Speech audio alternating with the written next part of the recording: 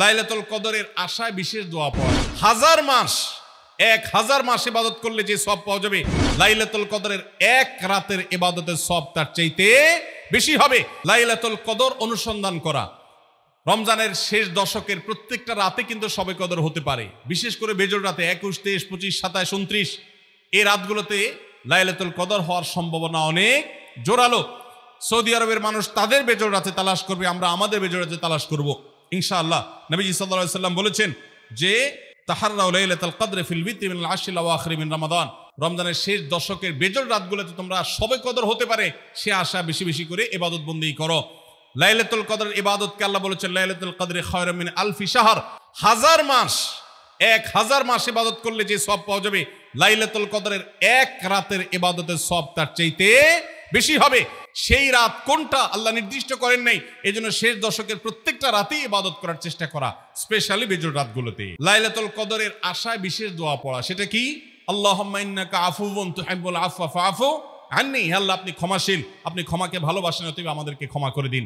এটা রমজানের শেষ দশকের প্রত্যেক রাতেই পড়বেন। যে রাতটা একটু শান্ত শিষ্ট, একটু শীতল, একটু বৃষ্টিভাব, একটু লাইলাতুল কদরের আবহাওয়া বোঝা যায়, সেই রাতকে লাইলাতুল কদর আশা করে প্রত্যাশা করে বেশি বেশি দোয়া পড়বেন। আল্লাহুম্মা ইন্নাকা আফুউন তুহিব্বুল আফওয়া ফাআফু আন্নী। রমজানের শেষ 10 দিন মসজিদে ইতিকাফ করা গুরুত্বপূর্ণ একটা পয়েন্ট। মসজিদে ইতিকাফ করা, খুব মনোযোগ দিয়ে শুনি। রাসূল করিম সাল্লাল্লাহু আলাইহি সাল্লাম রমজানের রোজা ফরজ হওয়ার পর থেকে নিয়ে তার মৃত্যু পর্যন্ত একটি বছরের জন্য রমজানের শেষ দশক মসজিদে ইতিকাফ করা ছাড়া ছিলেন না। একবার তিনি মসজিদে ইতিকাফে বসেছেন, কিন্তু ইমার্জেন্সি একটা কাজে মসজিদ থেকে তাকে বের হতে হয়েছে। এই জন্য তিনি পরের বছর 20 দিন ইতিকাফ করেছেন। 10 দিন হলো ওই বছরের, আর 10 দিন হলো আগের বছরের যে ইতিকাফ ভেঙে ফেলেছেন সেটার ইতিকাফের কাজা। তার মানে হলো নবীজির জীবনে কখনো ইতিকাফ 1 বছর একটা রমজান মাসেও ছাড়েন নাই। এত গুরুত্বপূর্ণ আমল যে রমজানের এই আমলটা তিনি কখনোই ছাড়েন নাই। দুর্ভাগ্য আমাদের, এখানেও হয়তো বেশিরভাগ মুসলমান আমরা জীবনে একবারের জন্য রমজানের শেষ 10 দিন ইতিকাফ করি নাই। যে আমল নবীজি জীবনে কখনো ছাড়েন নাই সেটা আপনি জীবনে একবারও করেন নাই, এর চাইতে বড় হতভাগা উম্মত আর কি হতে পারে?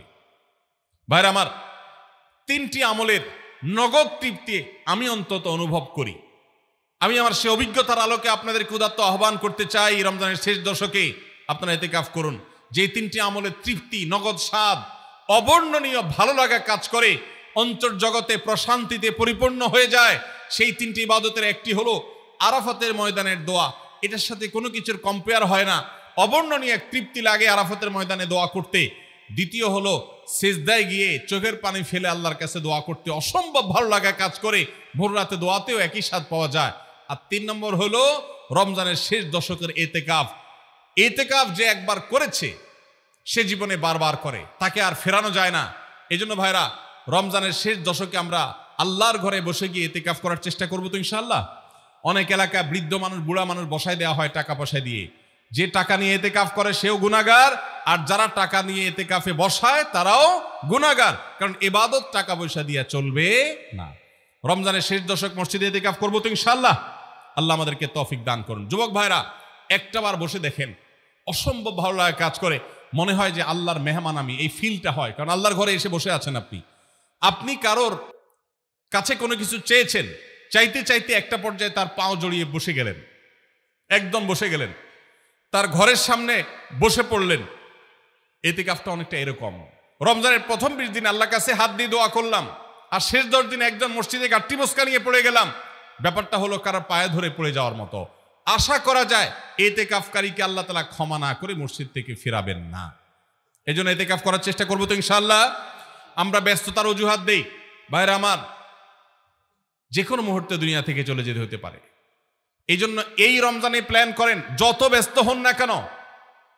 আমি তো আমার সমস্ত ব্যস্ততাকে এক পাশে ঠেলে রেখে আল্লাহ আমাকে যখন থেকে তৌফিক দিয়েছেন রমজানের শেষ দশকে ইতিকাফ ছাড়া বাইরে থাকবো এটা চিন্তাও করি না। এই জন্য যুবক ভাইদেরকে বলবো, প্রত্যেকটা মহল্লাতে 2 জন 5 জন 10 জন করে যুবকরা বসেন, কোরআনের গ্রুপ স্টাডি করেন, কোরআনের পাঠচক্র করেন, নিজেরা কোরআন হাদিসের আলোচনা করেন, রোনাজারি এবং দোয়া করেন, 10টা দিন আল্লাহর সাথে কানেক্টেড হওয়ার চেষ্টা করেন, 12 মাস ইবাদত দাওয়াতের কাজ ইসলামের কাজ করবেন, ইনশাআল্লাহ সেখানে বরকত পাবেন। রমজানের শেষ দশকে ইতিকাফ করবেন তো ইনশাআল্লাহ। শেষ দশকে ইবাদতের মাত্রা বাড়িয়ে দেওয়া, আমরা উল্টাটা করি। আমাদের দেশে রমজানের প্রথম দশকে মসজিদ ফুল হয়ে, বারান্দা ফুল হয়ে, রাস্তায়ও মুসল্লি দাঁড়ায়। আর 10 রমজান চলে গেলে 20 রমজান পর্যন্ত বাহিরের মুসল্লি কমতে কমতে বারান্দার মুসল্লি কমে ভিতরে চলে আসে। আর শেষ 10 দিনে আসলে, ঈদের দিনগুলো যখন কাছে আসে, তখন 5 ওয়াক্ত নামাজের ওই নিয়মিত মুসল্লি ছাড়া বাকিগুলো সব উধাও হয়ে যায়। নবী সাল্লাল্লাহু আলাইহি সাল্লাম কি করতেন? তার উল্টাটা। আমাদের আয়েশা বলেছেন, কানা ইয়াজিতাহিদু ফীহি মা লা ইয়াজিতাহিদু ফী গায়রি। আমাদের নবীজি সাল্লাল্লাহু আলাইহি সাল্লাম রমজানের শেষ দশকে ইবাদতের জন্য যত কষ্ট করতেন, যত সাধনা করতেন, অন্য কোন সময় ইবাদতের জন্য এত সাধনা করতেন না। অথচ আমরা দেখা যায় শেষ দশক অবহেলা কাটাই। এই জন্য ভাইরা, শেষ দশকে ইবাদতের পরিমাণ আরো বাড়িয়ে দিতে হবে, আমলের পরিমাণ বাড়িয়ে দিতে হবে। এটাই আল্লাহ তাআলার নির্দেশনা, সেটাই রমজানের শেষ দশকের আমল। শেষ দশকে পরিবারকে ঘুম থেকে ডেকে তোলা, এটা আলাদা সুন্নাহ। নবী সাল্লাল্লাহু আলাইহি সাল্লাম রমজানের শেষ দশক হলে কানা ইদা দাখালাল আশর আহইয়া লাইলা ওয়া আইকাযা আহলা, তিনি পরিবারকে ঘুম থেকে ডেকে তুলতেন এবং স্ত্রী সঙ্গ ত্যাগ করতেন। শেষ দশক কোমর বেঁধে ইবাদত করতেন।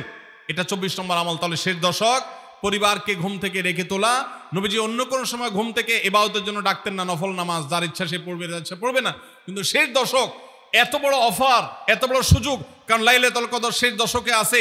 এই জন্য এই দশকে ইবাদতের জন্য পরিবারকে তিনি ডেকে তুলতেন। তারা শুয়ে থাকুক, তিনি এটা সহ্য করতেন না। এই জন্য 24 নম্বর আমল হলো রমজানের শেষ দশকে পরিবারকে ঘুম থেকে ডেকে তোলা এবং স্ত্রী সঙ্গ ত্যাগ করা শেষ দশকের জন্য। লাইলাতুল কদর অনুসন্ধান করা। রমজানের শেষ দশকের প্রত্যেকটা রাতে কিন্তু শবে কদর হতে পারে, বিশেষ করে বেজোড় রাতে 21, 23, 25, 27, 29 এই রাতগুলোতে লাইলাতুল কদর হওয়ার সম্ভাবনা অনেক জোরালো। সৌদি আরবের মানুষ তাদের বেজোড় রাতে তালাশ করবে, আমরা আমাদের বেজোড় রাতে তালাশ করব ইনশাআল্লাহ। নবীজি সাল্লাল্লাহু আলাইহি সাল্লাম বলেছেন যে তাহাররাউ লাইলাতুল কদর ফিল বিত্রি মিনাল আশরিল আওয়াখির মিন রমাদান। রমজানের শেষ দশকের বেজোড় রাতগুলোতে তোমরা শবে কদর হতে পারে সে আশা বেশি বেশি করে ইবাদত বন্দেগী করো। লাইলাতুল কদরের ইবাদতকে আল্লাহ বলেছেন লাইলাতুল কদরি খায়রুম মিন আলফি শাহর, 1000 মাস, 1000 মাস ইবাদত করলে যে সওয়াব পাওয়া যাবে, লাইলাতুল কদরের এক রাতের ইবাদতের সওয়াব তার চাইতে বেশি হবে। সেই রাত কোনটা আল্লাহ নির্দিষ্ট করেন নাই।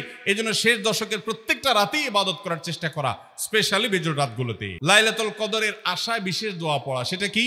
আল্লাহুম্মা ইন্নাকা আফুউন তুহিব্বুল আফওয়া ফাআফু আন্নী। আল্লাহ আপনি ক্ষমাশীল, আপনি ক্ষমাকে ভালোবাসেন, অতএব আমাদেরকে ক্ষমা করে দিন।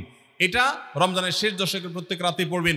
যে রাতটা একটু শান্ত শিষ্ট, একটু শীতল, একটু বৃষ্টিভাব, একটু লাইলাতুল কদরের আবহাওয়া বোঝা যায়, সেই রাতকে লাইলাতুল কদর আশা করে, প্রত্যাশা করে বেশি বেশি দোয়া পড়বেন। আল্লাহুম্মা ইন্নাকা আফুউন তুহিব্বুল আফওয়া ফাআফু আন্নী। ফিতরা আদায় করা, অর্থাৎ রমজান মাসের রোজাতে যদি ভুল ত্রুটি হয়, এটা রিফাইন্ডের কাজ হয়ে যায়, রিফ্রেশমেন্টের কাজ হয়ে যায় ফিতরার মাধ্যমে। প্রত্যেক সচ্ছল ব্যক্তি তার নিজের পক্ষ থেকে, নিজের স্ত্রী এবং নিজের ছোট বাচ্চাদের তরফ থেকে ফিতরা আদায় করবেন। প্রাপ্তবয়স্ক সন্তান থাকলে তারা তাদেরটা আদায় করবে, আর না হলে বাপও তাদেরটা আদায় করতে পারে। ফিতরা স্বরূপ গরিবদের বাসায় একদিনের খাবার এটা পৌঁছে দিতে হবে। এটা হলো ফিতরা। ঈদের নামাজের আগ পর্যন্ত এটা আদায় করার নির্দেশ নবী সাল্লাল্লাহু আলাইহি ওয়াসাল্লাম দিয়ে